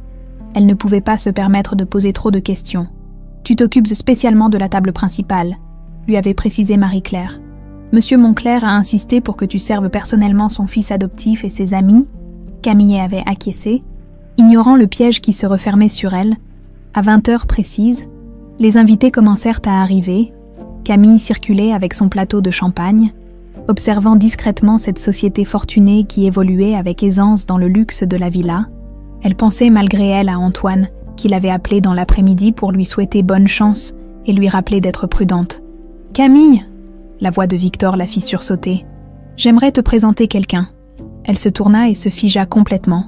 Face à elle se tenait un jeune homme de son âge, grand, élégant dans son costume sombre. Mais ce qui la frappa comme une évidence, c'était son visage, ses traits, ses yeux verts. C'était comme regarder dans un miroir masculin. Voici Adrian Moncler, un ami très proche de la famille, mentit Victor avec un sourire satisfait. Adrian, je te présente Camille Laurent, une perle rare de notre agence événementielle préférée. Adrien regardait Camille avec une fascination mêlée de trouble. Cette ressemblance était troublante, inexplicable. Il avait l'impression de regarder une version féminine de lui-même. « Enchanté, Camille », dit-il en tendant la main. Quand leurs doigts se touchèrent, tous deux ressentirent une étrange familiarité, comme une reconnaissance instinctive qu'ils ne parvenaient de pas à expliquer. « Enchanté, Adrian ». Victor observait cette première rencontre avec une jouissance malsaine. Tout se déroulait exactement comme il l'avait prévu. « Adrian, pourquoi ne pas tenir compagnie à Camille pendant qu'elle finit son service ? Je suis sûre que vous avez plein de choses à vous dire. » Les deux jeunes gens restèrent quelques secondes silencieux après le départ de Victor, se dévisageant avec une curiosité mutuelle qu'ils ne comprenaient pas. « Tu as grandi à Marseille ?» demanda finalement Adrien. « Oui, dans le 13e. Et toi ?»« Ici, à la villa. » Il hésita. « Camille, ça va paraître bizarre, mais j'ai l'impression de te connaître. »« Moi aussi ?» C'est étrange. Ils passèrent l'heure suivante à discuter, découvrant des similitudes troublantes, les mêmes goûts musicaux, la même façon de plisser le nez quand ils réfléchissaient, des expressions faciales identiques. Plus ils parlaient, plus Camille ressentait une attraction inexplicable vers cet homme qui lui ressemblait tant. « Tu as des frères et sœurs ?» demanda-t-elle innocemment. Adrien sentit son cœur se serrer. « Non, enfin, j'avais une sœur jumelle, mais elle est morte dans l'enfance. » Camille faillit lâcher son plateau. « Une sœur jumelle. Tu vas penser que c'est fou, mais quand je te regarde, j'ai l'impression de voir à quoi elle aurait pu ressembler. » Les larmes montèrent aux yeux de Camille. Comment lui dire quelle était cette sœur, qu'il croyait morte? Comment lui expliquer qu'ils étaient en train de tomber sous le charme l'un de l'autre, alors qu'ils partageaient le même sang? « Adrian, il faut que je te dise quelque chose d'important. Les invités à table, » annonça Marie-Claire, à ce moment précis. Le dîner fut un supplice pour Camille, assise à côté d'Adrien à la table d'honneur. Elle sentait à chaque instant l'attraction grandir entre eux. Il était charmant, intelligent, drôle quand il oubliait cette dureté que lui avait inculquée Victor. Et manifestement, il éprouvait les mêmes sentiments pour elle. « Tu es différente des autres filles que je rencontre », lui murmura-t-il à l'oreille, pendant que Victor portait un toast. « Différente comment ? Authentique, vraie. Tu n'essaies pas de me plaire à cause de mon nom ou de mon argent. » Camille sentit son cœur se briser. Si seulement il savait, Victor se leva, sa coupe de champagne à la main. « Mes chers amis, cette soirée est très spéciale pour moi. Elle marque le début de retrouvailles familiales que j'attends depuis longtemps. » Tous les invités levèrent leur verre, applaudissant poliment. Mais Camille remarqua quelque chose d'étrange dans le regard de Victor, une lueur de satisfaction cruelle qui la mit mal à l'aise. « D'ailleurs, » continua Victor, « j'ai une surprise pour vous tous ce soir. Une révélation qui va vous étonner. » À ce moment précis, les portes de la salle à manger s'ouvrirent brutalement. Jacques Marchand entra, accompagné de Madeleine Laurent qui s'appuyait sur son bras. Derrière eux suivait Antoine, visiblement inquiet. « Bonsoir Victor », dit Jacques d'une voix glaciale. « J'espère que tu ne vois pas d'inconvénient à ce qu'on se joigne à ta petite fête. » Le visage de Victor se décomposa instantanément. « Jacques, qu'est-ce que tu fais ici ? » « Je viens récupérer ce qui appartient à cette dame, » répondit Jacques en désignant Madeleine. Camille et Adrien s'étaient levés. Abasourdis, Camille reconnaissait sa mère, mais ne comprenait pas sa présence ici. Adrien, lui, fixait cette femme blonde aux traits marqués par la maladie avec une reconnaissance troublante. « Maman » murmura Camille. « Camille, ma chérie. » Madeleine s'avança vers sa fille, puis son regard se posa sur Adrien. Un cri étranglé sortit de sa gorge. « Adrien, mon petit garçon, qui êtes-vous » demanda Adrien, mais quelque chose dans son regard indiquait qu'une partie de lui le savait déjà. « Je suis votre mère, » mon chéri, votre vraie mère. » Victor se leva brusquement. « Madeleine, vous n'aviez pas le droit de venir ici. »« Sortez immédiatement. J'ai tous les droits du monde à voir mes enfants, » explosa Madeleine. « Mes 2 enfants que vous m'avez volés. Vos 2 enfants, » répéta Adrien faiblement. Antoine s'avança et posa une main protectrice sur l'épaule de Camille. « Adrien, Camille, il faut que vous sachiez quelque chose. Vous êtes frères et sœurs, jumeaux. » Un silence de mort s'abattit sur la salle à manger. Les invités se regardaient, perplexes, sentant qu'ils assistaient à un drame familial qui les dépassait. « C'est impossible, » balbutia Camille. « J'ai les analyses ADN pour le prouver, » continua Antoine. « Vous êtes jumeaux monozygotes, séparés à l'âge de 2 ans par Victor Moncler. » Adrien regardait alternativement Camille et Madeleine, les pièces du puzzle se mettant enfin en place dans son esprit. Cette attirance que je ressentais pour elle, c'était la reconnaissance instinctive entre jumeaux, termina Antoine doucement. Camille s'effondra sur sa chaise, la tête entre les mains. Mon Dieu, j'étais en train de tomber amoureuse de mon propre frère, Victor. Voyant son plan s'effondrer, explosa de rage. Vous ne comprenez rien, cette femme a vendu son fils, elle a choisi l'argent plutôt que ses enfants. Tu mens, cria Madeleine. Tu m'as fait chanter. Tu m'as menacé de me prendre mes 2 enfants si je ne t'en donnais pas un. Jacques sortit un dossier de sa mallette. Et maintenant, Victor, parlons de ta femme Sophie. Parlons de la façon dont tu l'as assassinée pour hériter de sa fortune. Qu'est-ce que vous racontez ? Demanda l'un des invités. Victor Moncler a tué ma fille 6 mois après leur mariage. Un meurtre déguisé en accident de voiture. J'ai passé 15 ans à rassembler les preuves. Victor recula, pris au piège. Vous divaguez tous. Vous. J'ai les témoignages des mécaniciens qui ont trafiqué les freins de sa voiture sur tes ordres. J'ai les virements suspects vers des comptes offshore le lendemain de sa mort. J'ai tout, Victor. Adrien regardait l'homme qu'il avait élevé avec un dégoût total. Tu as tué ta propre femme. Elle était un obstacle. Comme cette famille de paysans qui voulait me faire du chantage avec vous. Du chantage. Madeleine s'approcha de Victor, tremblante de rage. Quel chantage! Je n'ai jamais voulu que mes enfants. Tu m'as séparé de mon fils en me menaçant. La vérité éclatait enfin au grand jour, 23 ans après les faits. Victor Moncler, l'homme respecté, le magnate de Marseille, se révélait être un manipulateur, un assassin, un homme qui avait brisé des vies par pur sadisme. Adrien, murmura Camille en levant les yeux vers son frère jumeau. Qu'est-ce qu'on fait maintenant ? Adrien la regardait avec un mélange d'amour fraternel retrouvé et de honte pour ce qu'ils avaient failli faire. On recommence comme frères et sœurs, comme on aurait toujours dû être. Victor, voyant sa vengeance réduite à néant et ses crimes exposés, comprit que tout était fini pour lui. Dans quelques heures, la police viendrait l'arrêter, son empire s'effondrerait, sa réputation serait détruite. Mais en regardant Camille et Adrien qui se prenaient dans les bras pour la première fois depuis 21 ans, il réalisa que sa plus grande défaite n'était pas sa chute personnelle. C'était d'avoir échoué à détruire l'amour familial qu'il avait tenté d'anéantir. Les invités de la villa Moncler avaient quitté les lieux en silence, troublés par les révélations explosives auxquelles ils venaient d'assister. Il ne restait plus dans le grand salon que les protagonistes de ce drame familial qui se jouait depuis 23 ans.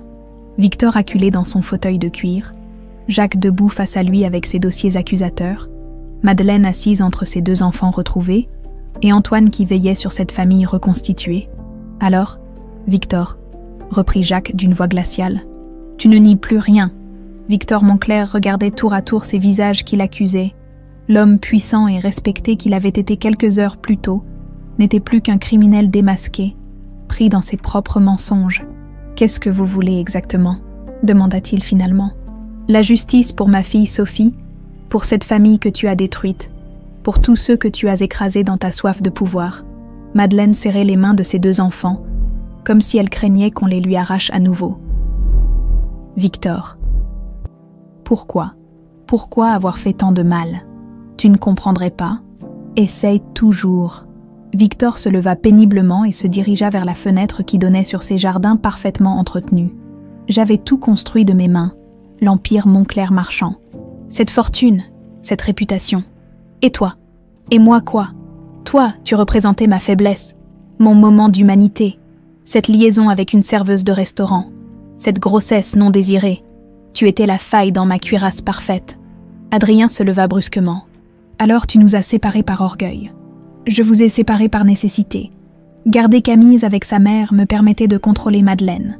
Prendre Adrien me donnait un héritier à façonner selon ma volonté.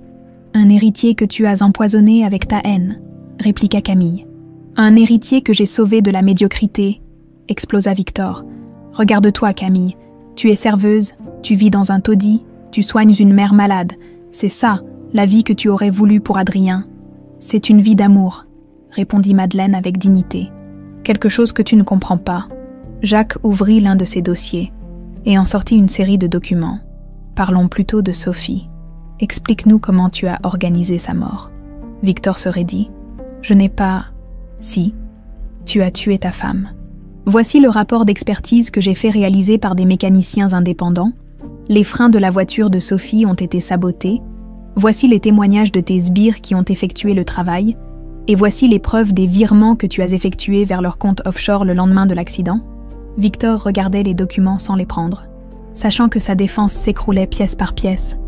« Sophie était fragile après son accouchement, » continua Jacques. Elle faisait des dépressions, elle voulait se retirer des affaires, elle parlait de léguer sa part d'héritage à des œuvres caritatives. Tu ne pouvais pas laisser faire ça.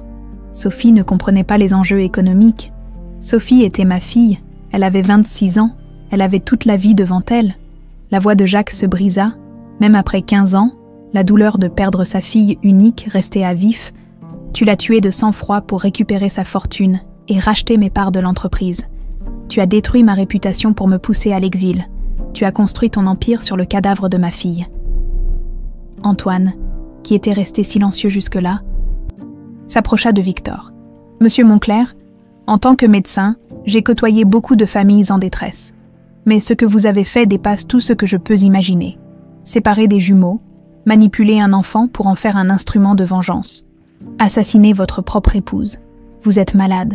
Je suis pragmatique. Vous êtes un psychopathe. » Adrien se dirigea vers l'autel commémoratif que Victor avait installé dans son bureau. Il contemplait maintenant ses photographies d'enfants avec un regard nouveau, comprenant enfin leur signification morbide. Toutes ces photos, c'était à vos trophées, c'est ça, l'épreuve de vos manipulations. C'était des souvenirs. Des souvenirs de quoi? Des vies que vous avez brisées. Adrien prit l'une des photographies qui le montrait bébé dans les bras de Madeleine. Pour la première fois depuis 20 ans, il tentait de se rappeler cette époque, ces bras qui le berçaient, cette voix qui lui chantait des berceuses. « J'ai des souvenirs flous de cette période », dit-il en montrant la photo à sa mère. Une femme qui sentait la lavande et qui me lisait des histoires le soir. Madeleine fondit en larmes. « C'était moi, mon chéri. Tu adorais l'histoire des 3 petits cochons. Tu me demandais de la raconter encore et encore. »« Et moi ?» demanda Camille. « Qu'est-ce que je faisais ? Tu t'endormais toujours en premier ?» sourit Madeleine à travers ses larmes. Adrien restait éveillé plus longtemps. Mais toi, dès les premières phrases de l'histoire, tu fermais les yeux. Vous dormiez dans le même petit lit, continua Madeleine. Vous ne supportiez pas d'être séparés, même pour dormir.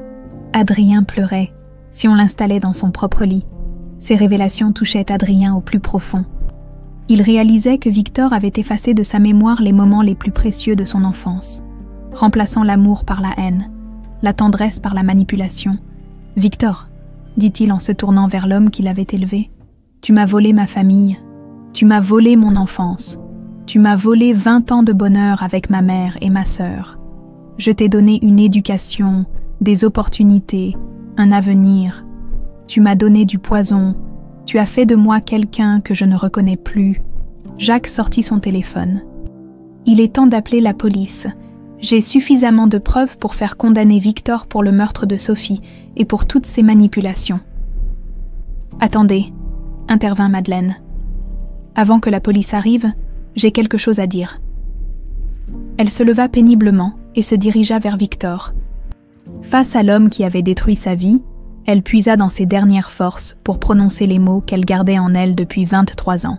« Victor, tu as cru que j'étais faible, que j'accepterais tes chantages sans réagir, que je laisserais passer tes crimes sans rien dire. Madeleine, tais-toi. Pour une fois dans ta vie, écoute. Elle fouilla dans son sac à main et en sortit un petit enregistreur numérique. Pendant 23 ans, j'ai gardé cet appareil sur moi, à chaque fois que tu es venu me voir, à chaque fois que tu m'as téléphoné, à chaque fois que tu m'as menacé. J'ai tout enregistré. Le visage de Victor se décomposa totalement. Toutes tes menaces, tous tes chantages, toutes tes confessions, y compris celle où tu m'as expliqué comment tu avais tué Sophie pour récupérer sa fortune. Tu bluffes. Madeleine appuya sur le bouton de lecture. La voix de Victor résonna dans le salon, claire et distincte.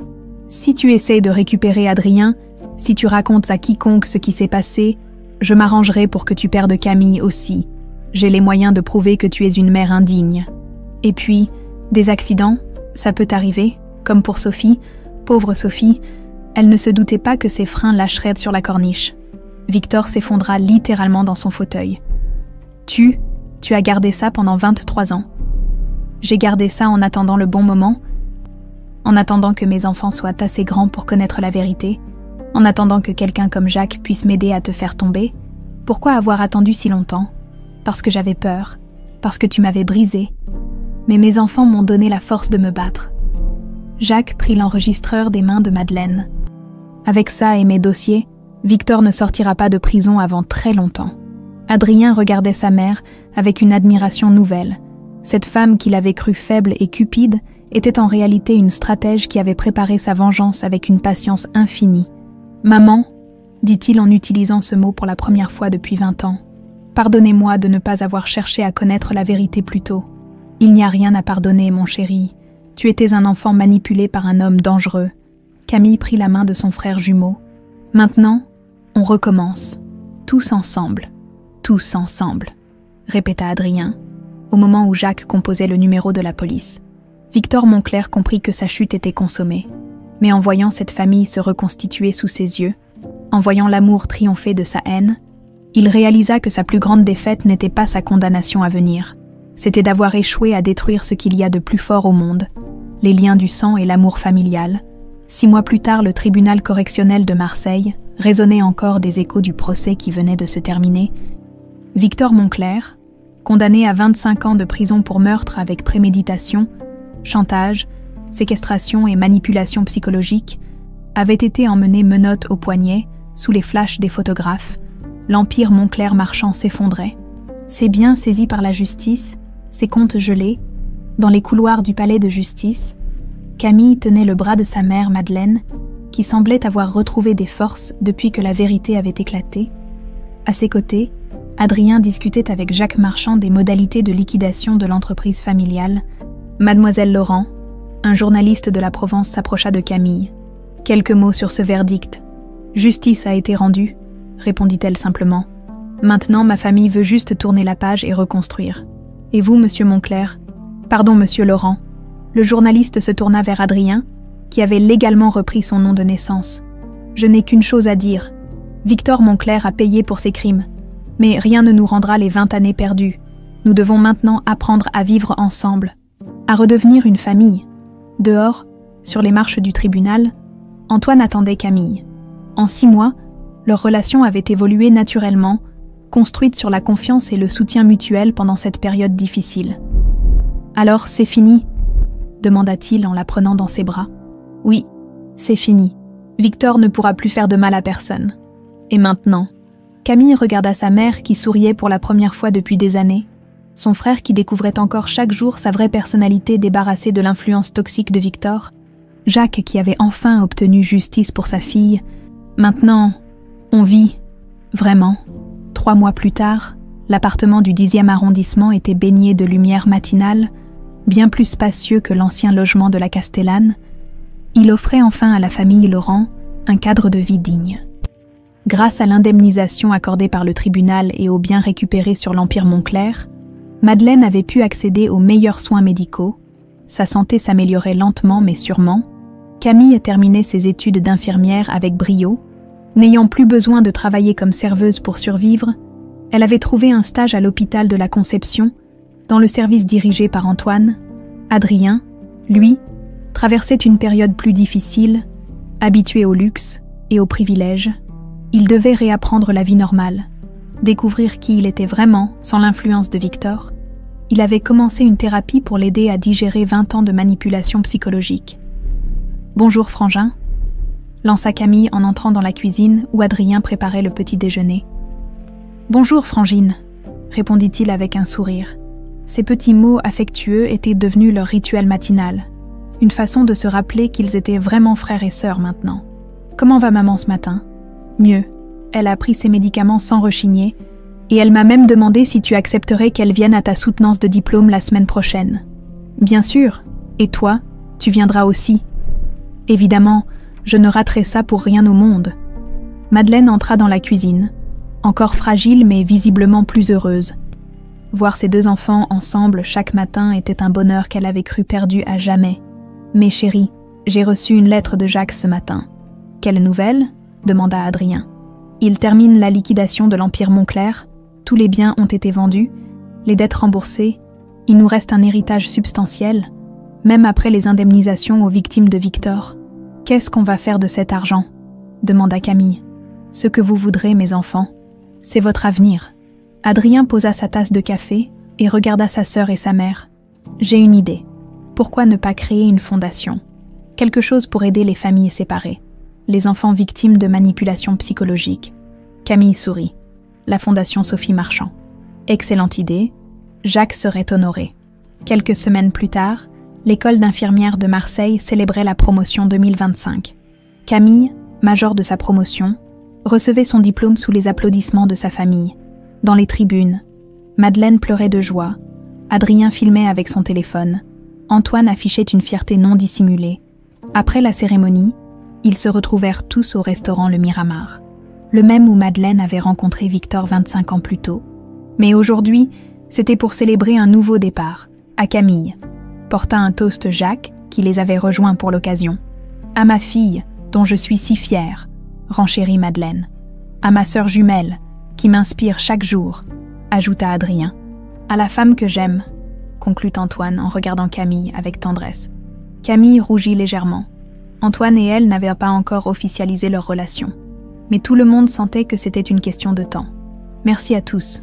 Vous savez, il y a 1 an, j'étais une serveuse qui galérait pour payer les études et les médicaments de maman. Aujourd'hui, j'ai un diplôme, une famille reconstituée et un avenir. Un avenir que Victor a failli détruire, rappela Jacques, mais qu'il n'a pas réussi à détruire, corrigea Adrien.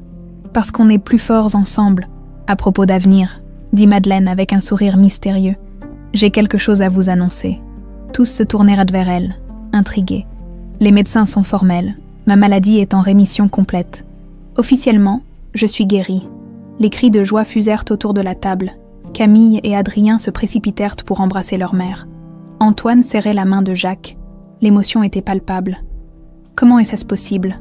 demanda Camille. « Le docteur Roussel pense que le stress et la dépression aggravaient considérablement mon état. Depuis que la vérité a éclaté, depuis que j'ai retrouvé mes enfants, depuis que Victor a été condamné, mon corps a retrouvé l'envie de se battre. Le bonheur comme thérapie, » sourit Antoine. « C'est le plus beau traitement qui soit. » Le soir même, Camille et Antoine se promenaient sur le vieux port, contemplant les bateaux qui se balançaient doucement dans la marina. La conversation de l'après-midi les avait rapprochés encore davantage. « Tu sais, Camille, ces derniers mois m'ont appris quelque chose d'important. » « Quoi donc ? Que l'amour véritable survit à tout. Regarde ta famille, 20 ans de séparation, de mensonges, de manipulation. Et pourtant, vous avez retrouvé cette complicité, cette tendresse. C'est le sang qui parle, je suppose. C'est plus que ça. C'est la preuve que certains liens sont indestructibles. » Antoine s'arrêta de marcher et se tourna vers Camille. « Et j'aimerais construire ce genre de lien avec toi. Un lien indestructible. » Camille sentit son cœur s'emballer. « Antoine, je sais qu'il est peut-être trop tôt, qu'on a traversé tellement d'épreuves ces derniers mois. Mais je t'aime, Camille. Je t'aime comme je n'ai jamais aimé personne. Moi aussi. Je t'aime. Tu as été ma force pendant les moments les plus difficiles. Alors, accepterais-tu de m'épouser ?» Antoine sortit une petite boîte de velours de sa poche. À l'intérieur, une bague simple mais élégante, scintillait sous les lumières du port. Les larmes aux yeux, Camille hocha la tête. « Oui, bien sûr que j'accepte. » 1 an plus tard, la villa qui avait appartenu à Victor Montclair avait été transformée en siège de la fondation Sophie Marchand, dans les anciens salons de réception, des psychologues recevaient maintenant des enfants victimes de violences familiales. L'ancien bureau de Victor était devenu une salle de thérapie familiale. Adrien dirigeait la fondation avec une passion qu'il n'avait jamais connue du temps de son père adoptif. Il avait trouvé sa voie, réparé ce que Victor avait cassé, aider d'autres familles à ne pas subir ce qu'avait vécu la sienne. Camille travaillait à mi-temps à l'hôpital et consacrait le reste de son temps à la fondation. Son mariage avec Antoine était prévu pour l'automne, dans la plus stricte intimité familiale. Madeleine, complètement rétablie, s'était découvert un talent pour l'écoute et l'accompagnement. Elle animait un groupe de parole pour les mères séparées de leurs enfants. « Tu sais ce qui me fait le plus plaisir ?» dit-elle un soir à ses enfants. « Quoi, maman ?» demandèrent-ils en chœur. « C'est de vous voir rire ensemble, pendant 20 ans. J'ai rêvé de ce moment. Mes jumeaux qui se chamaillent, qui se protègent, qui grandissent ensemble. Victor pensait avoir détruit notre famille, mais il n'a fait que retarder nos retrouvailles. » Adrien prit la main de sa mère. « Il nous reste toute la vie pour rattraper le temps perdu. »« Toute la vie », approuva Camille en souriant. Et pour la première fois depuis 23 ans, la famille Laurent était enfin complète, réconciliée et tournée vers l'avenir plutôt que vers le passé. Victor Moncler avait échoué. L'amour avait triomphé de la vengeance.